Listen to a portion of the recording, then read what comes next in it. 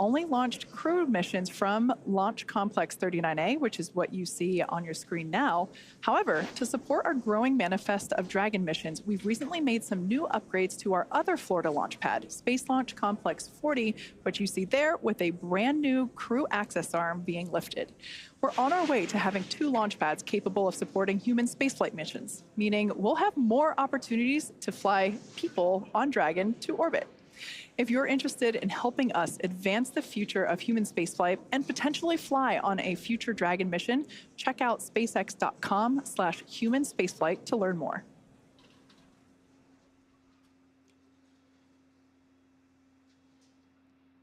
All right, so let's talk a little bit about the training that the crew has gone through in order to be ready for this mission.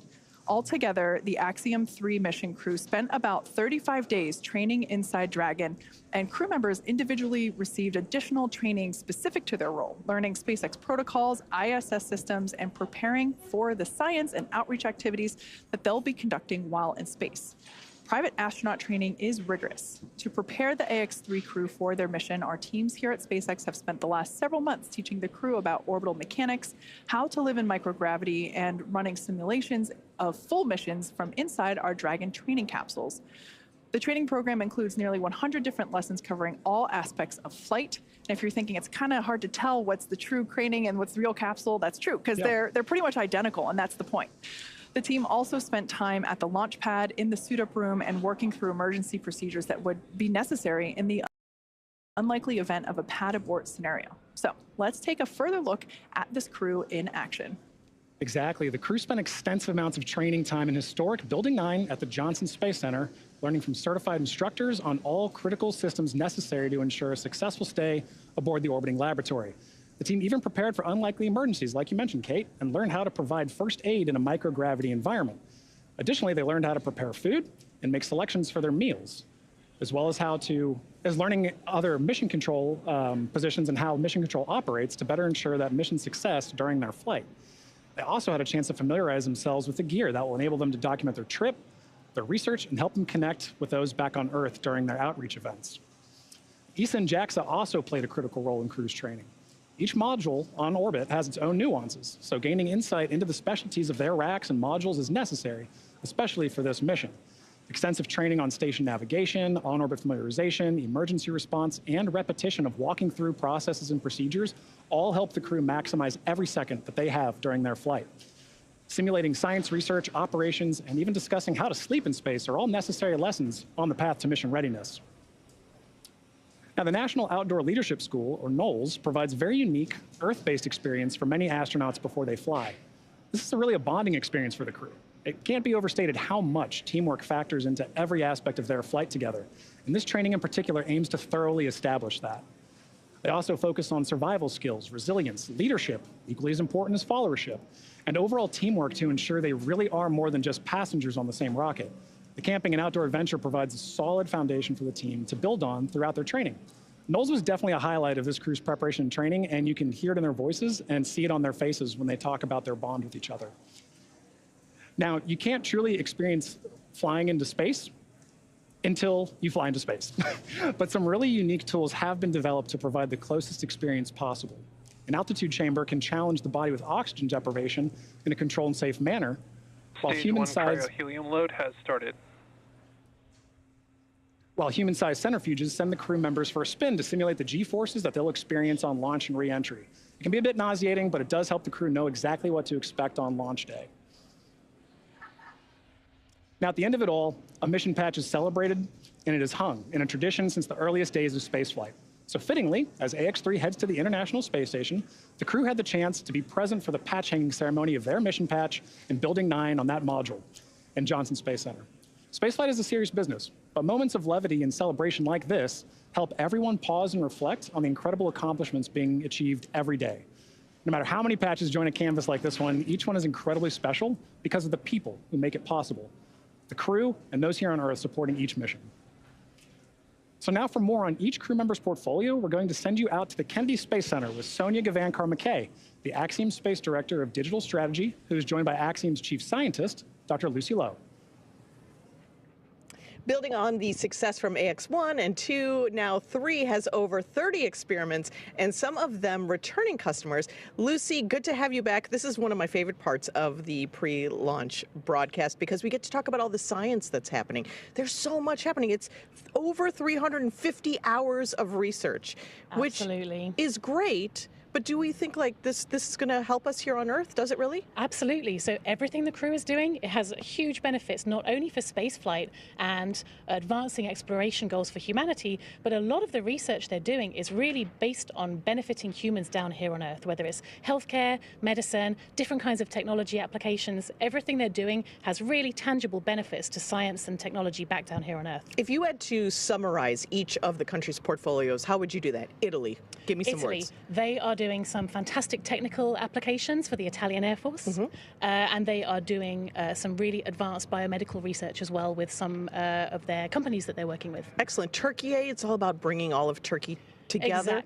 Exactly. Turkey has a truly national portfolio. They have everyone across the country getting involved, from researchers at universities all the way down to school children. ESA and Sweden, what's their portfolio looking like? ESA has a very strong focus on research for advancing technology for exploration. So they have lots and lots of really cool technology demonstrations that are going to help human exploration in space in future. And tech demos as well.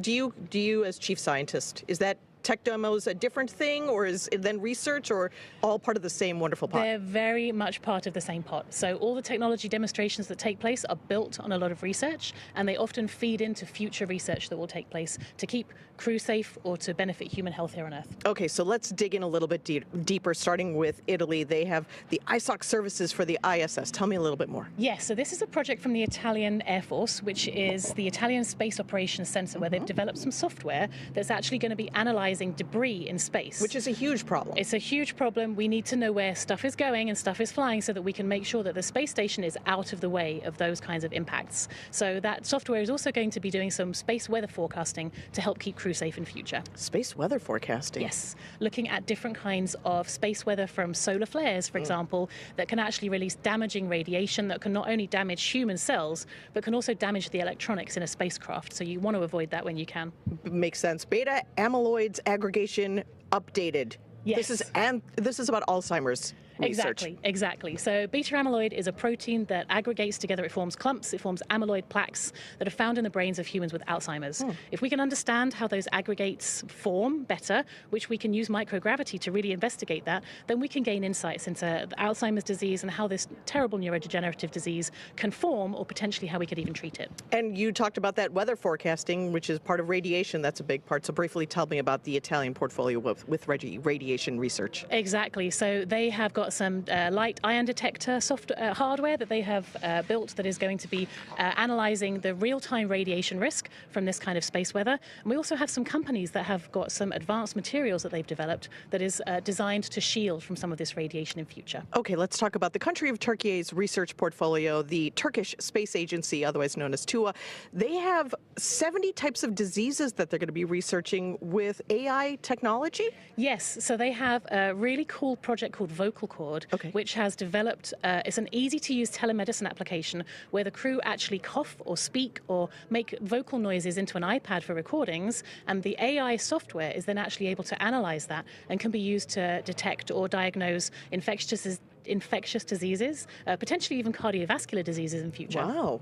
Very cool. Partnerships are a big deal with Axiom Space. All of these countries are partners with us, and Turkey is working with JAXA on one of their research projects. Tell me about that one. Exactly. So they're working on a very cool project using the JAXA's electromagnetic levitating facility, where they are melting and then re-solidifying some metal alloys in a way that the metal alloy floats in space. Wow. So which helps us understand more about the molecular structure of these alloys and helps us understand more about materials research, that we can then take that knowledge and apply that to industry back down here on Earth. And ESA in Sweden, looking way into the future, their research is focused on humans in long-term space situations. Tell me about their research projects. Exactly. So one of their projects is called Orbital Architecture, which is a really fun one. They're investigating what the effect of the very busy and crowded environment of the International Space Station is, not only on crew cognitive function, but also on the crew's stress responses and also their neural responses. So yes, as you can see, that the ISS is very, very busy up there. We were talking about that. It seems very crowded. It's very crowded. So this investigation is going to be understanding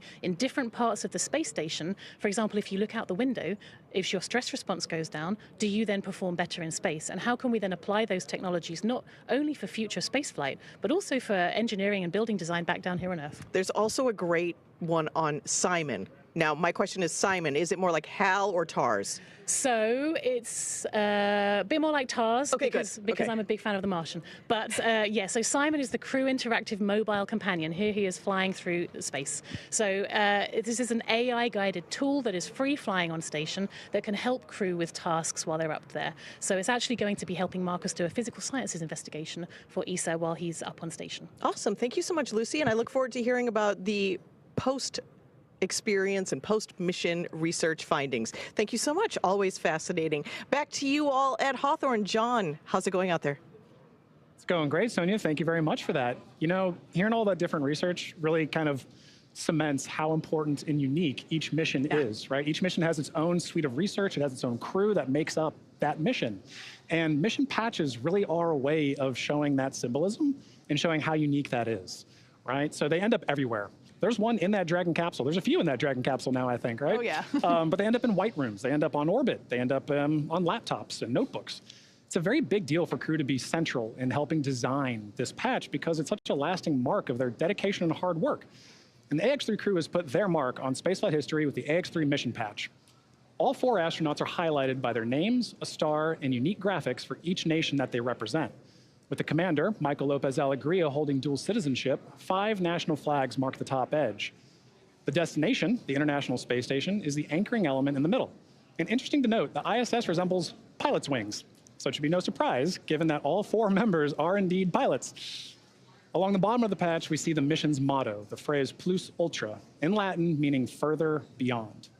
So together, all of this builds on the mission's theme of exploration and its slogan, exploring further without borders. Yeah, like you said, they do end up everywhere. My personal favorite place is there inside the capsule. There's 2 patches in there, one from the Crew 4 mission and one, of course, from the AX-2 mission, which also took this capsule to space. So I think it's safe to say that we're going to be flying so much that we are going to potentially run out of space for patches. You put them on the back of the seats, maybe? Yeah. Now, the SpaceX teams have teams all across, or SpaceX has teams all across the country supporting our missions in key roles, and they're in key locations such as our mission director, our core or crew operations and resource engineer, which you see there on your screen now. And these people are very important. We keep talking about the countdown, and this launch countdown is the framework that syncs all of these teams up together. It's incredibly important. Yeah, you're absolutely right. We've heard a lot of that today, right? As we're talking, we're hearing these loops or nets, right, of all these flight controllers talking. That's because communication is key. The entire mission, from launch, on orbit, all the way back down to splashdown, is a tightly choreographed dance between all of those parties, and that's where communication comes in. For sure. It's precise communication specifically is paramount throughout the mission in order to be successful, not just for today and on the way to the station, but continually for the next 2 weeks, all the way through splashdown. Like I mentioned before, we have another team supporting the capsule that's on station for Crew 7. So yeah, it's all the way through until the mission is complete. Exactly, and highlighting that communication, you see those 2 teams just on your screen there. Those are 2 of the many that work together. So to help facilitate that comm, Axiom Space is connected with that entire network of participants through MCCA in Houston, our mission control center at Axiom headquarters. That's what you see on the right there. And from SpaceX, NASA, and other international space agencies and researchers, we can talk together. So there are teams monitoring and participating in this mission around the world, including mission controllers in Japan and across Europe. When you all add it up, it really is a truly international endeavor. Yeah. Now, speaking of international, let's check back in with International Space Station Mission Control Center at NASA's Johnson Space Center. Courtney, how are things looking over there? Hey, Kate. The space station team here in Houston is focused on the critical systems on the station, all continuing to function as expected ahead of launch. The teams have verified the command path from the ground up through our constellation of communication satellites to the station, and everything is looking good, and the station will be ready to receive Dragon Saturday morning. Now, once the AX-3 crew arrives at the station, there will officially be 7 nations aboard the station. They will be greeted by the Expedition 70 crew, NASA astronauts Andy Mogensen, Jasmine McBelly, and Laurel O'Hara, Roscosmos cosmonauts Konstantin Borisov, Oleg Kononenko and Nikolai Chub, and JAXA astronaut Satoshi Furukawa. And once Dragon is fully docked to the station, the team here in Houston will assist the Axiom Space and Space Station astronauts with leak checks as they work to open hatches on both the Dragon side and inside the station's pressurized mating adapter. We expect hatch opening to take place approximately 2 hours after docking. Flight directors Diane Daly and Diana Trujillo are on console now, leading flight controllers for launch, and flight director Judd Freeling will lead teams for docking on Saturday. Mission control in Houston is go for launch. Now with that, let's connect with Sonia at Kennedy Space Center.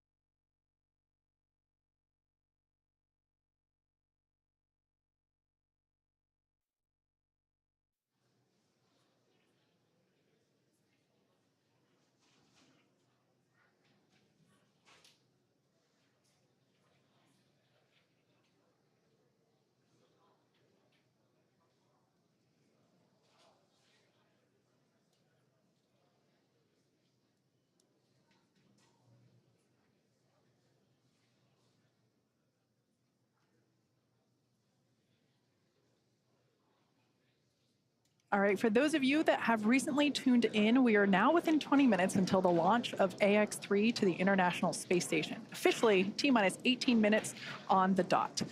We've had a pretty clean countdown so far today. As I mentioned before, this launch countdown is the framework that syncs everybody together. We have teams in Houston, here at SpaceX headquarters in Hawthorne, California, of course at the Cape itself, firing room 4, and everything is proceeding nominally.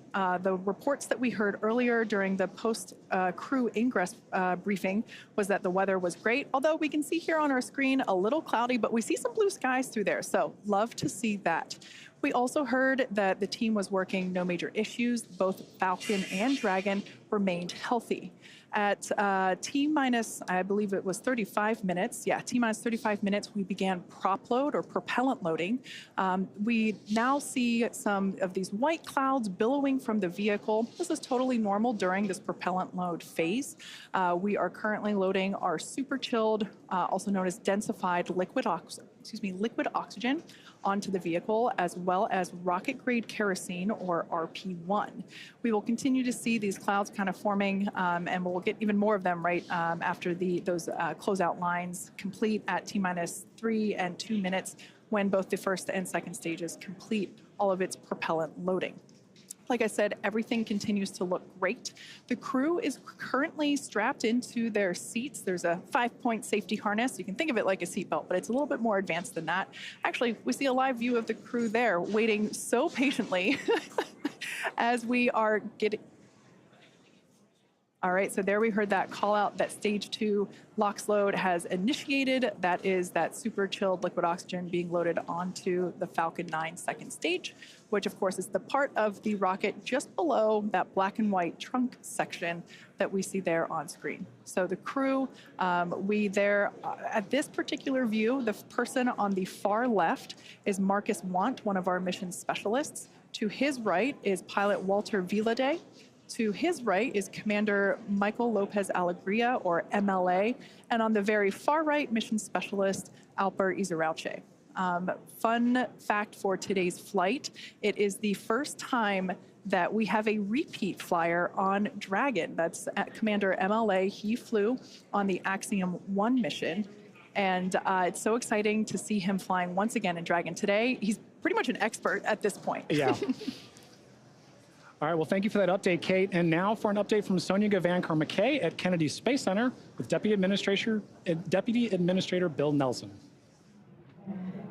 Thanks so much, John. I'm now joined by NASA Administrator Bill Nelson. Thank you so much for joining us. We're so very close.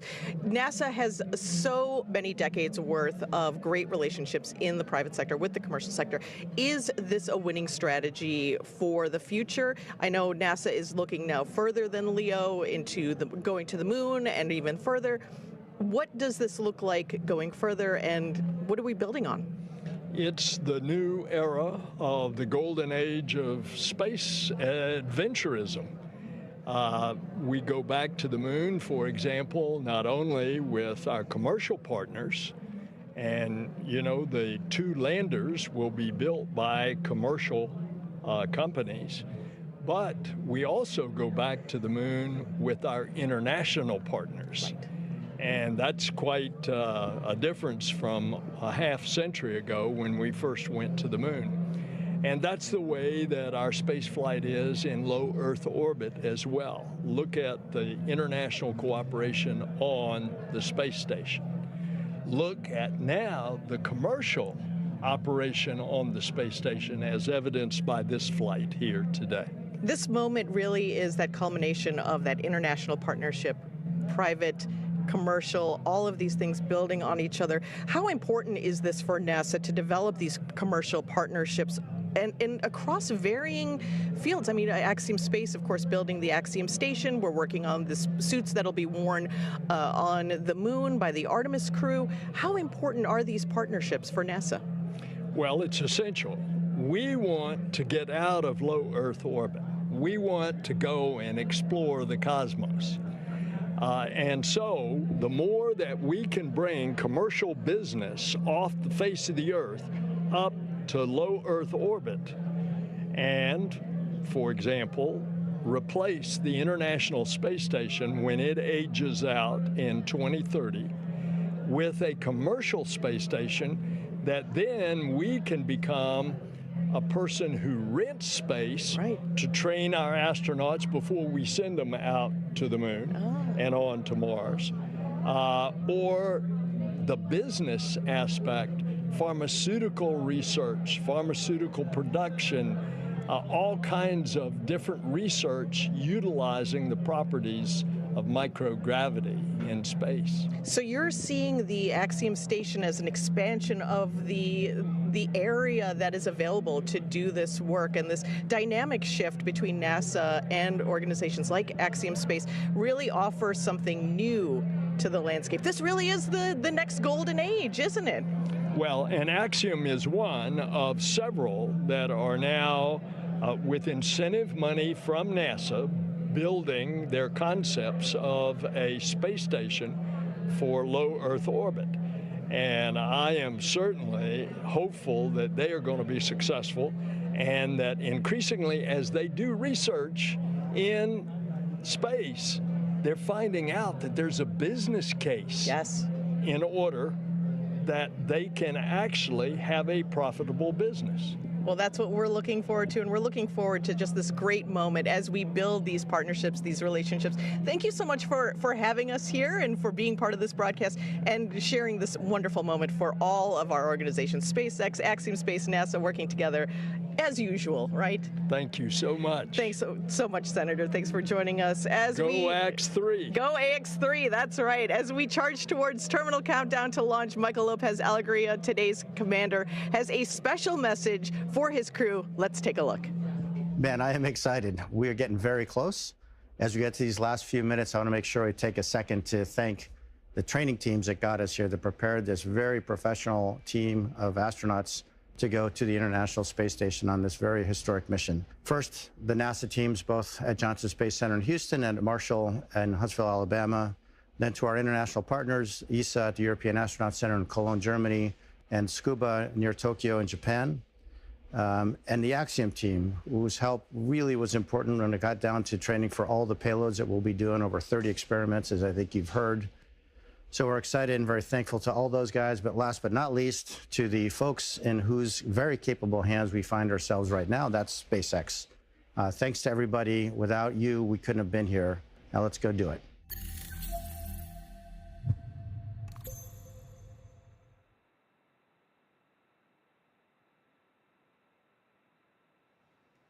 Great view of our AX-3 crew there, strapped in and ready for liftoff just over 10 minutes from now. Dragon SpaceX, confirmed crew displays are configured for launch.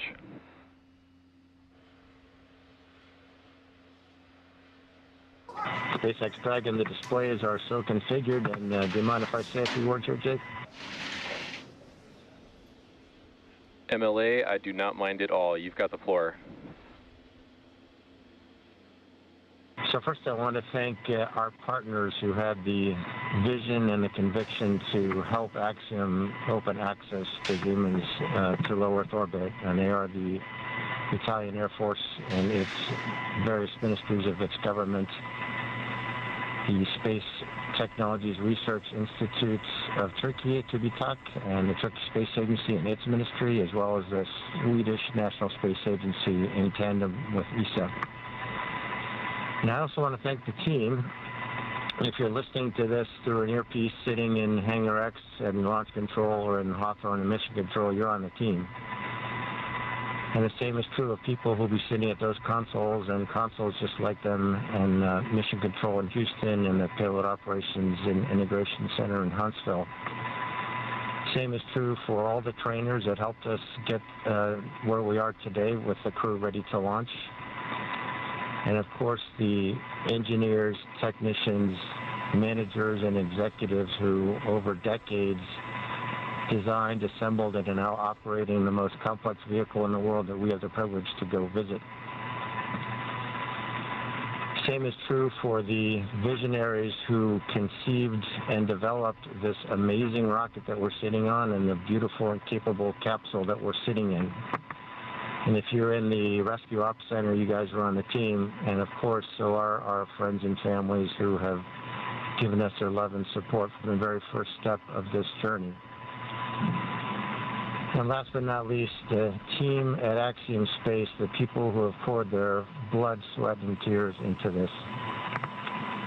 So the four of us that are lucky enough to man the good ship Freedom at this point are humbled to be on the team. We're grateful to our teammates, and we are go for launch.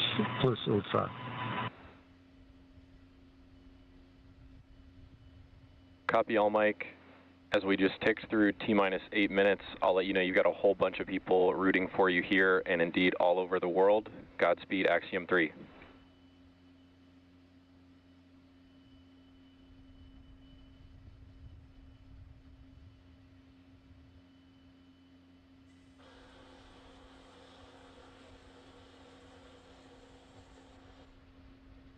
Some really nice words there coming to us from Commander Michael Lopez Alegria.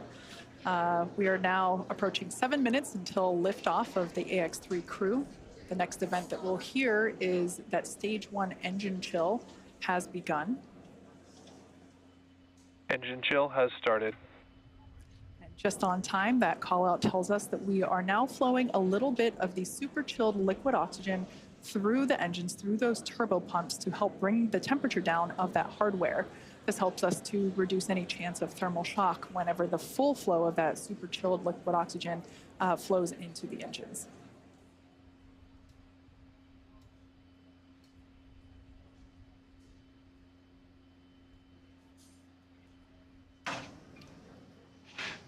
LOX load continues for Falcon 9. We're fully... Stage 1 RP1 load is complete. So good call-outs there that we have completed loading RP1, which is a highly refined type of kerosene on board Stage 1 of Falcon 9. You've got that great view on your screen. As we mentioned earlier, Falcon 9 is an RP1 and liquid oxygen fueled vehicle, so LOX fueling continues on the vehicle on both the first and second stage.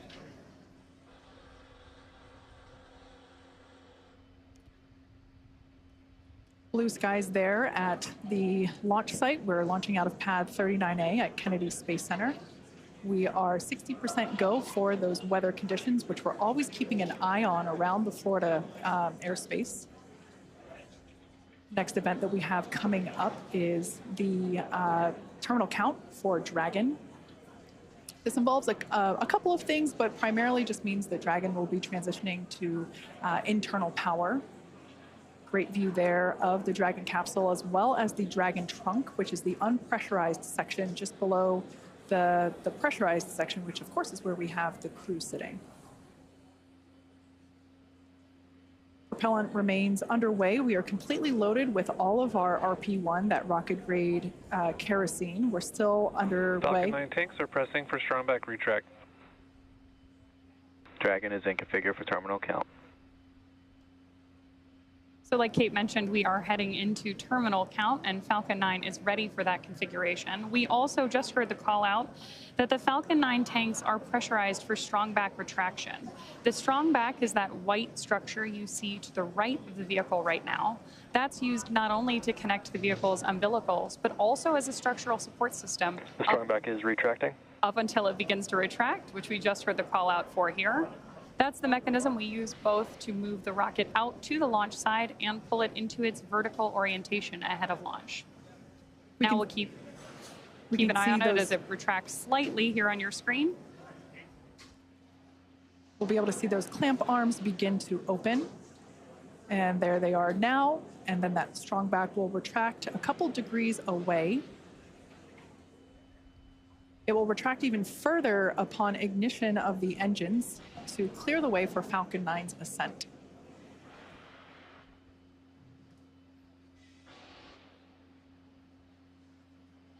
As I mentioned before, RP1 is completely loaded onto the vehicle. We're still loading liquid oxygen onto the first and second stage.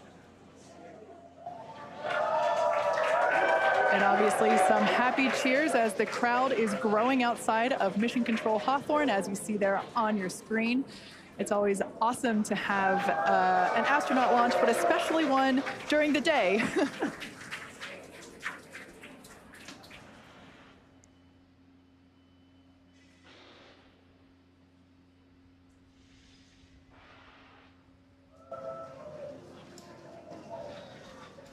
Stage 1 LOX load is complete.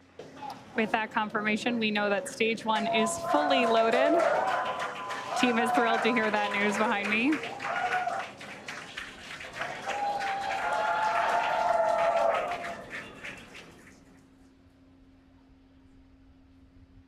At liftoff, stage 1 combined between that RP1. Dragon is in terminal count and is on internal power. There is confirmation that Dragon is on internal power and headed into the final minutes of our countdown.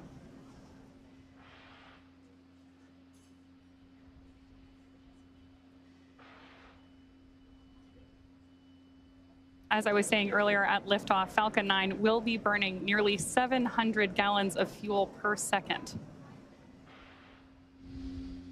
Great views there, too, of our crew inside Dragon, awaiting liftoff just over 2 minutes from now.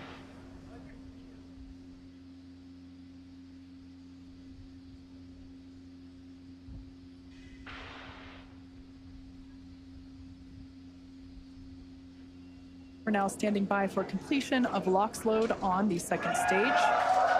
Just topping off. LOX load complete. And there's that call out.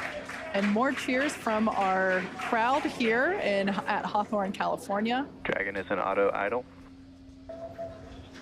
Confirmation there that Dragon is in auto idle. Wow, great view of 39A on your screen right there as we head toward launch. Gas closeout started. Expect loud venting. Call out to our crew there that loud venting is expected.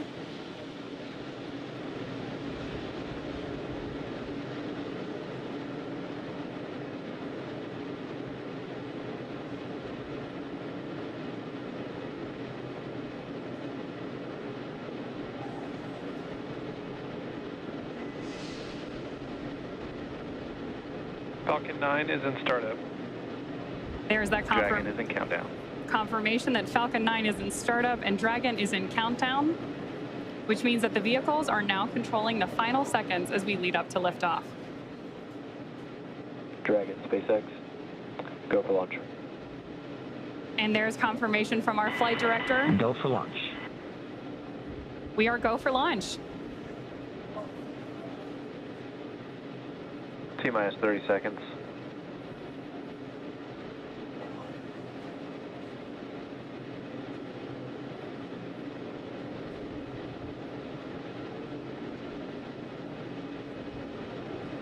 T-minus 15.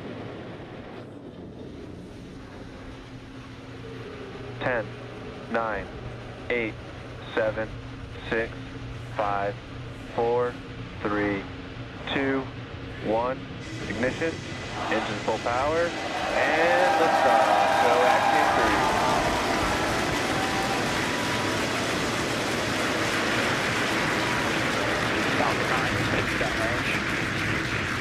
Further beyond, opening the door for more to follow. Godspeed AX3. Stage 1 propulsion nominal.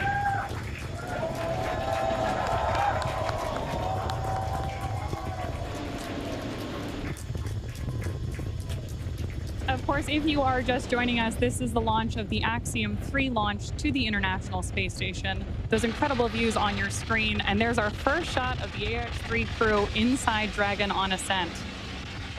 Now, in just a few seconds here, we should hear the call out that Falcon 9... power and telemetry. Stage 1 throttle down. There's that call out that Falcon 9's engines are throttling down to help us pass through the period of maximum dynamic pressure during ascent. Max Q. There's that call out for Max Q. Falcon 9 is supersonic. And that Falcon 9 is going faster than the speed of sound. Now, at this point, we will begin to throttle Falcon 9's engines back up. Stage 1 throttle up. There's that call out for mission control as well, as our AX3 crew continues on their way to space.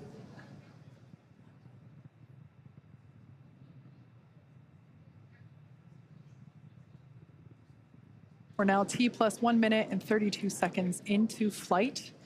The next event we have is MVAC chill, similar to what... MVAC chill underway. There's that call telling us that, again, we're flowing a little bit of that super chilled liquid oxygen. Stage 1 Bravo.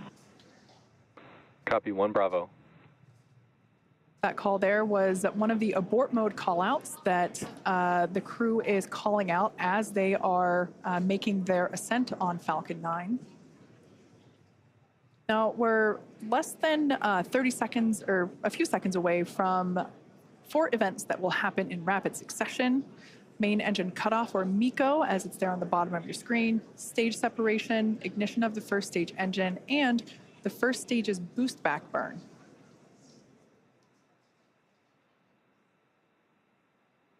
Stage 1 throttle down. That call telling us that the engines are beginning to throttle down. MECO. Stage separation confirmed. SpaceX Dragon 2 Alpha. Some loud cheers here as we can see that the Stage 1 boost back startup. first and second stages have separated. A beautiful view there. The brighter light is the second stage under power of the MVAC engine. That first stage booster is now heading back toward the Florida coast. One thing I love about daylight launches is we're going to get some amazing views. We should be able to see the Space Coast come back into view as the first stage gets closer and closer to landing zone 1.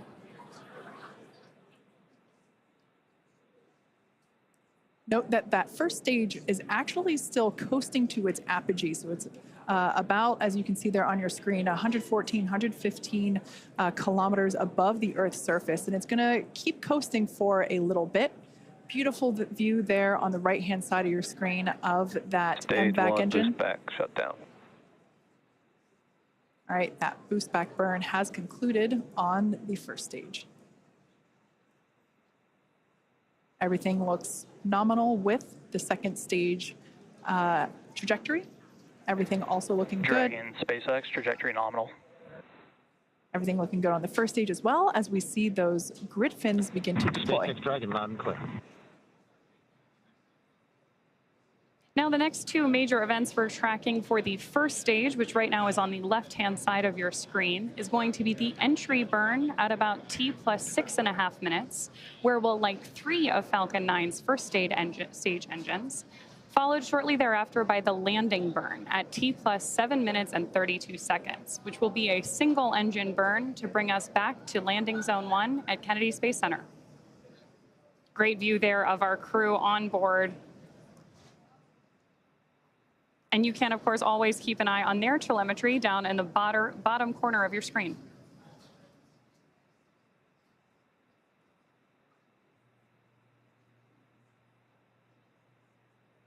At this point, we should be just about a minute and a half away from that entry burn Dragon, start. SpaceX trajectory nominal. Good call-outs there that we continue on a nominal trajectory with Dragon. SpaceX Dragon, we copy. And acknowledgement from the crew. These are incredible views on your screen right here. Again, the left-hand side of your screen is stage 1, making its way back to Florida.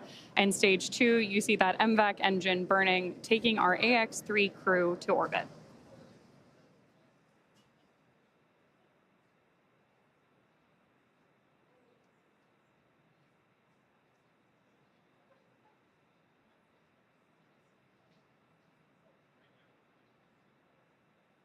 That entry burn we're waiting on here is going to be a relatively quick burn, and what we're doing with our first stage is effectively scrubbing off some of that velocity as we come in for landing.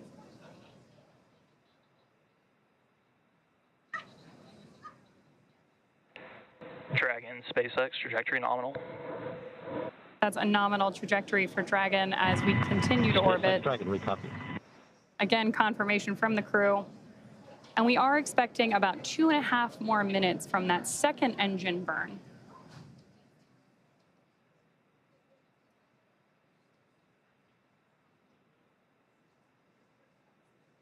Stage 1 entry burn startup.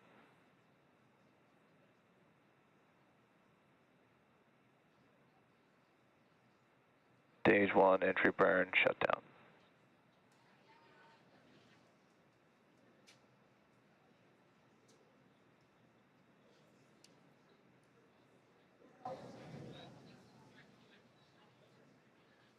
As we heard the call out, that entry burn has concluded.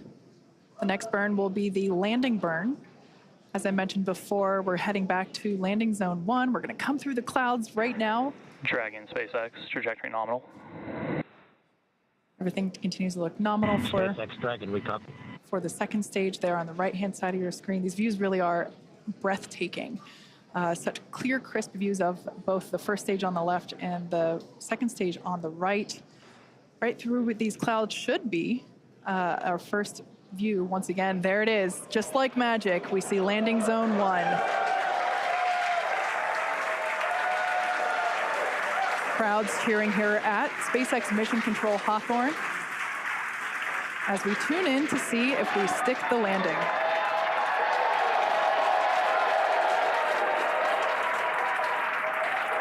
And if you couldn't tell by the loud cheers, we did Stage 2 FTS has saved. We did stick that landing.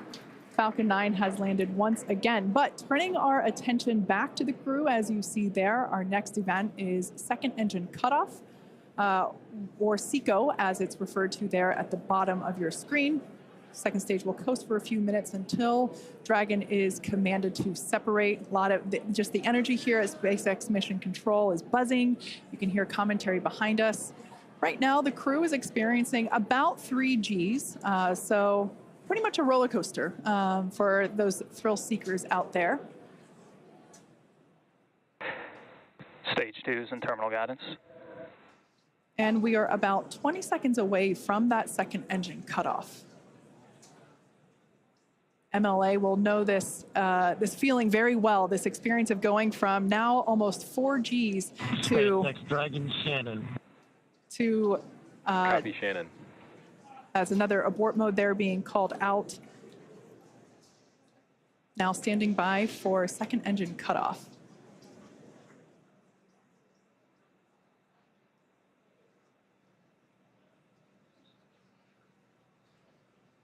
MVAC shutdown.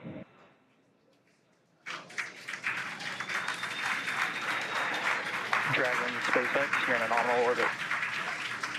There we heard those call outs of second engine shutdown and nominal orbital insertion. Launch escape system disarmed. And the disarming of our launch escape system. That, of course, means that our AX-3 crew is getting their first experience here in microgravity.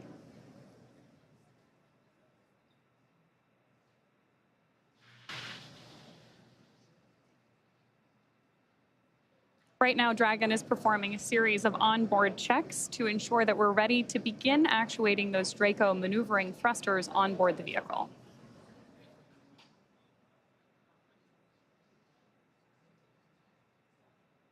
now, as we prepare for Dragon separation, we should have a great camera view here in just a couple of minutes. Oh, wow, and beautiful views of the Earth and our MVAC engine up there in orbit as well.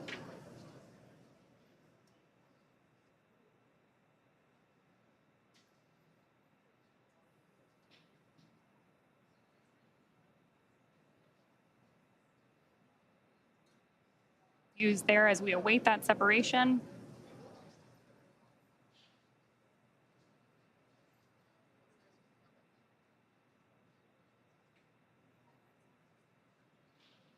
Absolutely incredible images that we are getting back from up in space as we await Dragon separation in just about a minute.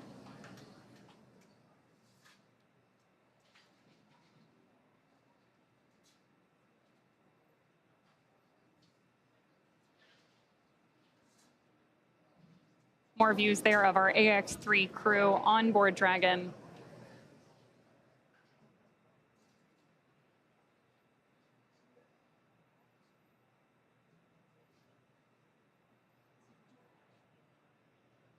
We are now just about 30 seconds away from that anticipated Dragon separation.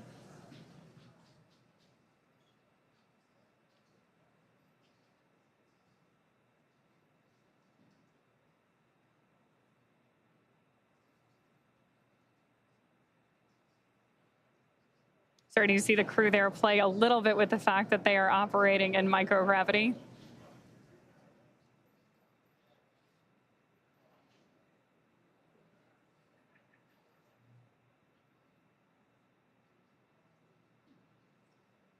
And a great shot of mission control here in our headquarters at Hawthorne, California.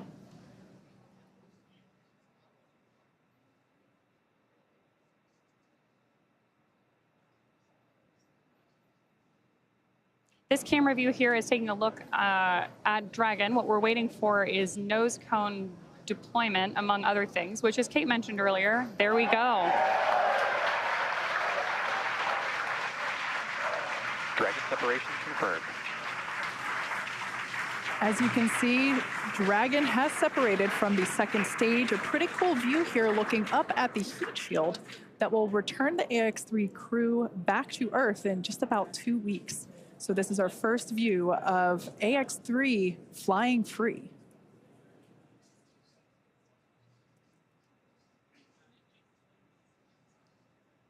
The next physical change that we will see will be the deployment of the nose cone. That will take... Dragon, this is the SpaceX Falcon team. We want to congratulate you on a great ride to orbit. I think you're demonstrating the ultimate in reuse, a reused Commander, a reused Dragon, and a reused Falcon. Or maybe flight experience is a better word. Enjoy space. And Axiom 3. Y'all, Durst, and as I was saying, it's a team sport. Thank you, guys. And Axiom 3, this is your launch director here. Walter, Albert, and Marcus. Congrats, welcome to your first flight on Dragon. Mike, on the other hand, welcome to the Dragon Frequent Flyer Club. I imagine you'll have enough miles to qualify for platinum status after this flight. Godspeed, Axiom 3, cheers. Mark, thanks to you and your team. We're very grateful up here. So some back and forth between the AX-3 crew as well as AX-3 Chief Engineer Bill Gerstenmayer, who, oh, I heard the ping. That is our first Quindar tone of AX-3. Fun fact, Bill Gerstenmayer was actually chief engineer on AX-1, which is the mission that MLA was also commander of. So if you want to talk about reuse, we also have some reuse on our side as well. We also heard some nice words from launch director Mark Soltis. So just some really nice communication from both the Falcon team and the Dragon team to the AX-3 crew. And with that, our AX-3 crew is in orbit and on their way to the International Space Station. Obviously, great views of the crew there. And now mission control, again, that's... SpaceX Dragon. Jake, any chance you could encode one of the centerline cameras we could watch the nose cone? The crew's getting right into it. I love it. Dragon, we copy on the request.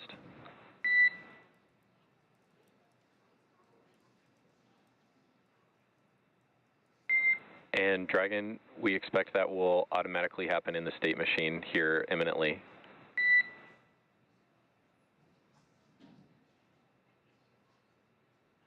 So with that, we are going to throw it back over We see hooks still traveling. Okay, we stand by.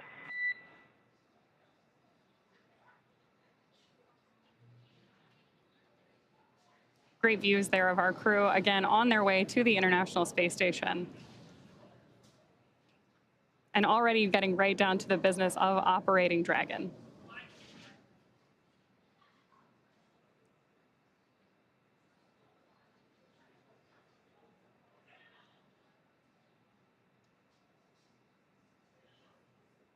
You can still see a huge number of our team gathered behind mission control. Dragon SpaceX, we see nominal dehumidifier activation and service section Draco checkouts. And confirmation that we're getting nominal checkouts of those Draco thrusters on board Dragon. Copy, check. And for your awareness, we have visors open. Crew are well, feeling well. Copy, great news.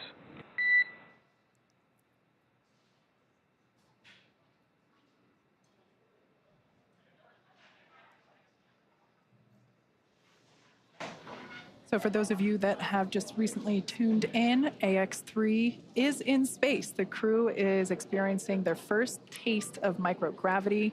Here is a view of our MVAC engine, which has been shut down. The crew has actually separated away from the second stage, which is where that MVAC engine is located.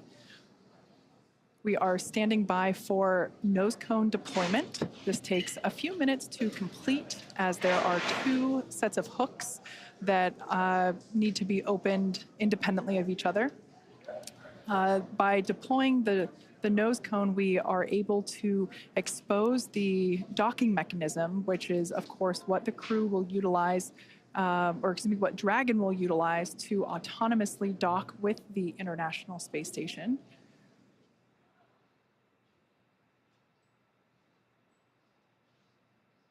Overall, it was a pretty smooth flight all the way through countdown to liftoff. We're now approaching 17 and a half minutes into flight.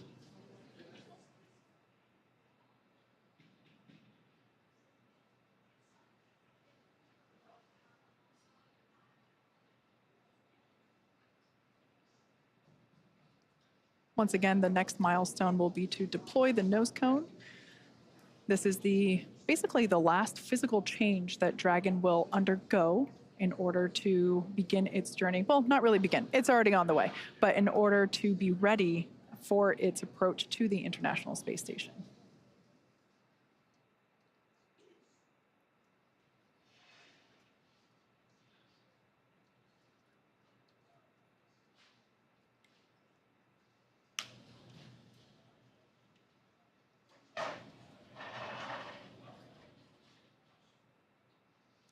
All right, so it's hard to see at the moment because the camera is still close to the hardware, but this is the nose cone opening. Slow and steady wins the race. Of course, when you're in space, every action has an opposite and equal reaction. So for very good reasons, we don't just fling the thing open. It's very slow and steady. Again, this allows us to expose the docking mechanism, the hardware that will be utilized to dock with the International Space Station. That hatch, which is the forward hatch, will then be opened, and that's how the crew will get in and out of Dragon while it is up at the space station for the next 2 weeks. So that side hatch, which is where we saw the crew, or technically they were already in by the time that we started our broadcast, but the crew did ingress Dragon today, just a couple hours ago, through that side hatch. That remains closed. That won't open again until they are safely back on Earth on our recovery ship. So this nose cone that we see here slowly being opened is basically opening the first part of a multi-system door for them to get in and out of the International Space Station. I mentioned before that docking is autonomous. That means that Dragon does the steering itself. Our pilot, Walter Villaday, has the training and the capability to take control if necessary. But nominally speaking, Dragon flies on autopilot. It does the thinking and the calculation itself, which at the end of the day is ultimately much safer than human steering, as there's more that humans are prone to error because we are human. So that's a live view there of SpaceX Mission Control Center here at SpaceX headquarters in Hawthorne, California. It is in the middle of our workday, so of course, many folks have returned to their positions, their desks, their job, and they are continuing to do what we do best, and that's build spacecraft and rockets and send people to space, just like we have done today. So with that, let's check in over with Courtney, who is standing by at the ISS Mission Control Center in Houston. Courtney, how are things looking over there? It's over to you. Hey, Kate, everything is great. What a beautiful launch today. And with today's successful launch of AX-3, the teams at NASA's Johnson Space Center will be monitoring Dragon's flight to the International Space Station over the next 36 hours. NASA's role in this journey really kicks in at a period called Integrated Operations, where Dragon is much closer to the station. At this point, NASA, SpaceX, and Axiom Space teams are all in lockstep to get the crew safely docked. The teams here are preparing for a docking of AX-3 to the station on Saturday morning. For now, that will be it from us in Mission Control Houston, and we'll be back with you Saturday for docking. And for now, we'll send it back to you, Kate and John. Thanks, Courtney. And we did hear that we had nominal opening of the nose cone, so that is great news. Yeah. Now, over the next 30 hours, 30 plus hours really, Dragon will execute a series of burns to gradually raise and line up the AX-3 crew for docking with the International Space Station and what we refer to as the activation and rendezvous phase of the mission. In just a few minutes, the crew will change out of their spacesuits and get a little bit more comfortable for flight, and something that would be my favorite part, enjoy their first meal aboard the spacecraft. Over the course of their flight, they will have a rest period that will last for about 8 hours.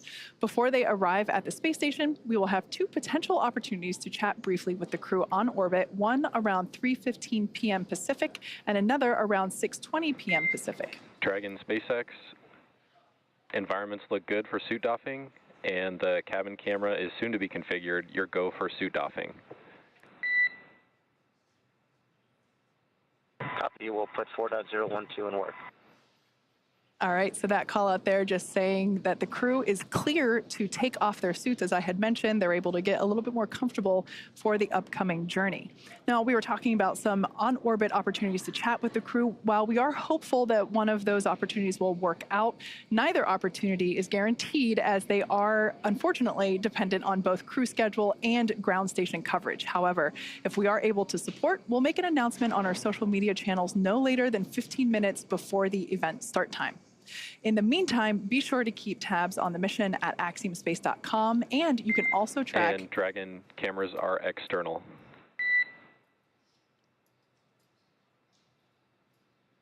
You can also track Dragon's flight on spacex.com/launches.